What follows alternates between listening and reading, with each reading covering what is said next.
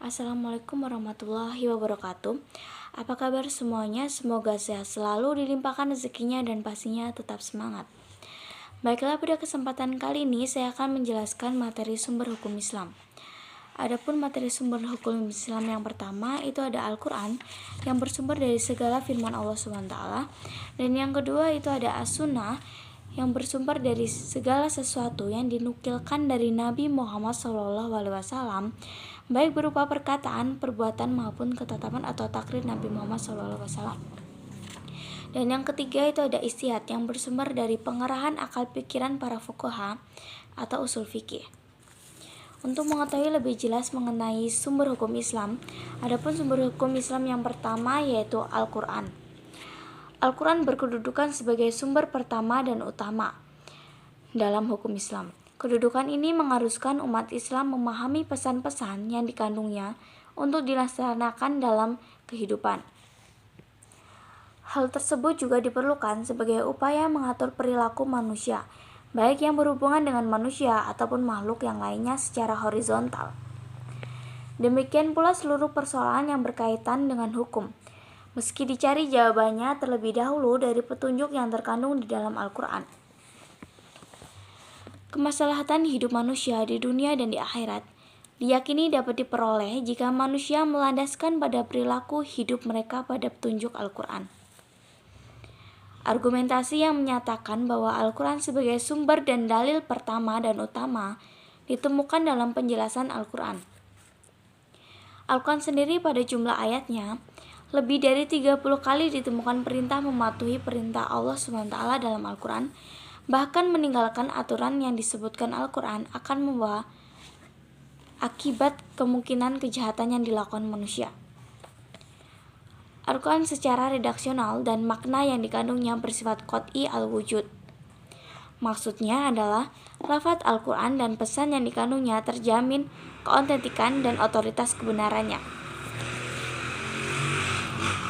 Keautentikan itu terjamin karena transformasi periwayatannya secara keseluruhan mencapai tingkat mutawatir. Selain itu, jaminan keaslian Al-Quran mendapat intervensi langsung dari pemiliknya yaitu Allah SWT. Adapun sumber hukum Islam yang kedua yaitu As-Sunnah. Pada uraian sebelumnya telah dijelaskan bahwa Al-Quran sebagai sumber hukum Islam yang bersifat global, yang membutuhkan penjelasan secara operasional. Nabi Muhammad SAW sebagai penyampai ajaran Al-Quran diberi otoritas oleh Tuhan untuk menjelaskan lebih lanjut apa yang telah dibawanya sebagai wahyu kepadanya. Dengan demikian, As-Sunnah baik dalam bentuk perkataan, perbuatan maupun dalam bentuk takrir berkedudukan sebagai sumber kedua setelah Al-Quran. Kedudukan As-Sunnah sebagaimana disebutkan di atas berdasarkan argumentasi bahwa secara normatif ditemukan ayat Al-Quran yang menyeluruh untuk taat kepada Rasul sering dikaitkan dengan ketaatan kepada Allah SWT, seperti yang ditemukan dalam surah An-Nisa ayat 13, yang artinya hukum-hukum tersebut itu adalah ketentuan-ketentuan dari Allah SWT. Barang siapa yang taat kepada Allah dan Rasulnya, niscaya Allah akan memasukkannya ke dalam surga. Al-Quran sering menetapkan beriman kepada Rasul sama dengan kewajiban beriman kepada Allah SWT. Dengan kewajiban beriman kepada Allah SWT menegaskan bahwa Al-Quran juga menyebutkan bahwa perbuatan Rasul berdasarkan wahyu yang diturunkan kepadanya seperti yang telah disebutkan dalam surah An-Najm ayat 3. Dan tidaklah diucapkannya itu Al-Quran menurut kemauan hawa nafsunya. Selanjutnya sumber hukum yang ketiga yaitu akal dan proyeksi ijtihad. Pengertian akal. Akal menurut Al-Quran, lebih khususnya menurut pengertian pra-Islam, yaitu bahwa memperhatikan alam sekitarnya dengan otak, yang dimana otak adalah organ tubuh akal.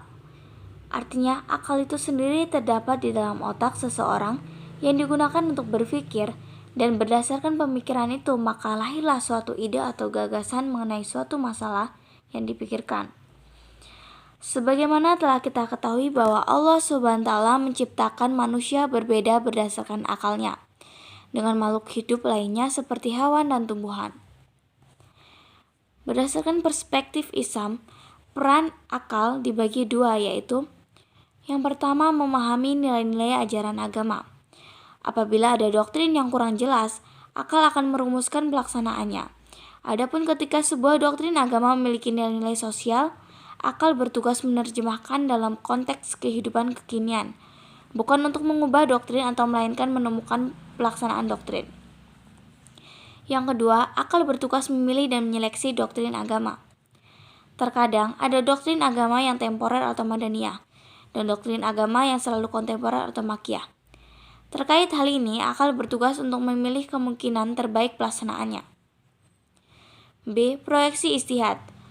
Ijtihad menurut bahasa berarti usaha yang keras dan bersungguh-sungguh, sedangkan pengertiannya dari istilah adalah berusaha menetapkan hukum terhadap masalah yang belum ada ketetapan hukumnya dalam Al-Quran dan hadis yang dilakukan dengan cermat dan pemikiran yang murni serta berpedoman pada aturan penetapan hukum yang benar. Rujukan ijtihad tetap pada Al-Quran dan hadis, dalam arti bahwa penetapan hukum ijtihad tidak boleh bertentangan dengan ayat-ayat Allah SWT atau ajaran Rasulullah SAW. Orang-orang yang disebut mustahid antara mustahid yang satu dengan mustahid yang lainnya dalam menetapkan perkara yang belum ada ketentuan hukumnya dalam Al-Quran mungkin akan berbeda dalam memberikan penetapan hukum. Ada pendapat yang satu benar dan yang lain menjadi salah. Hal ini akan menjadi penilaian yang mempengaruhi hukum. Ijtihad menjadi sumber hukum Islam yang ketiga. Boleh dilakukan oleh siapa saja yang memiliki persyaratan minimal seperti memahami mafhum ayat atau hadis, memiliki atau menguasai ilmu lain seperti nahwu shorof, mengetahui latar belakang suatu ayat atau hadis, luas pemahamannya terhadap pengetahuan Islam, memiliki loyalitas yang tinggi terhadap agama lain-lain. Ijtihad diterapkan dengan beberapa cara, antara lain isma dan qiyas. Isma adalah kesepakatan para mustahid pada suatu masa setelah Rasulullah SAW wafat terhadap suatu masalah. Sedangkan qiyas adalah kesepakatan hukum dengan cara menghubungkan suatu perkara yang sudah ada ketetapan hukumnya terhadap masalah lain yang dihadapi dan belum ada ketetapan hukumnya. Sedang antara keduanya sama-sama memiliki sebab yang bisa disepadankan. Mungkin itu saja penjelasan dari saya. Semoga apa yang saya jelaskan menambah wawasan dan pengetahuan teman-teman. Sekian, terima kasih. Wassalamualaikum warahmatullahi wabarakatuh.